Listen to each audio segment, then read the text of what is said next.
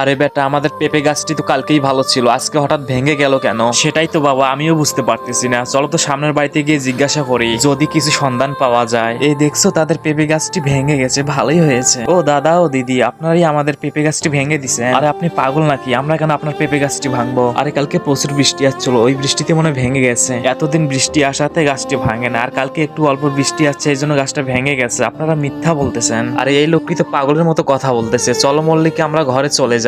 দেখছো, ওরাই আমাদের গাছটি ভাঙছে, আর এখন ভাঙার পরে মিথ্যা বলতেছে। চলো আমরা পুলিশের কাছে গিয়ে কেস করব। বন্ধুরা, আপনারা যদি মা বাবাকে ভালোবেসে থাকেন তাহলে ভিডিওটিতে লাইক এবং চ্যানেলে সাবস্ক্রাইব করে পাশেই থাকবেন। আরে নাতি, তাড়াতাড়ি করো, মানুষ দেখে ফেললে সমস্যা হবে। এই পেঁপেগুলা দিয়ে আজকে আমরা তরকারি খাবো। চলো তো আগে পেঁপে গাছটি দেখে আসি আছে কিনা, নয়তো মানুষ এসে নিয়ে যাবে। আরে নাতি দেখ, কে যেন আসতেছে, তাড়াতাড়ি চল, দেখে ফেললে সমস্যা হবে। ভালো একটা জায়গায় গিয়ে লুকিয়ে পড়ি। আরে বেটি, দেখছো আমাদের গাছটির পেঁপে কে যেন চুরি করে নিয়ে গেল। এখানে তো আরো পেঁপে ছিল, নিশ্চয়ই ওই দুইজনের কাজ। চলো ওদের বাড়িতে আমরা আবার যাবো। ও দাদা, ও দিদি, কোথায় গেলেন আপনারা? একটু বাইরে আসেন। আরে ভাই, আপনার সমস্যাটা কি? গাছটি ভেঙে দিয়েছেন ভালো কথা, কিন্তু পেঁপে গুলা নিয়ে আসলেন কেন আপনারা? আরে ভাই, এটা আপনি কি বললেন? সত্যি আমরা চুরি করি নাই, হাত জোর করে বলছি। আপনার জ্বালায় আর বাসায় থাকবো না, আপনি থাকেন আমাদের বাসায়। আরে যান চলে, চোরের মার বড় গলা। যাই হোক নাতি, আজকের মতো কিন্তু আমরা বেঁচে গেলাম।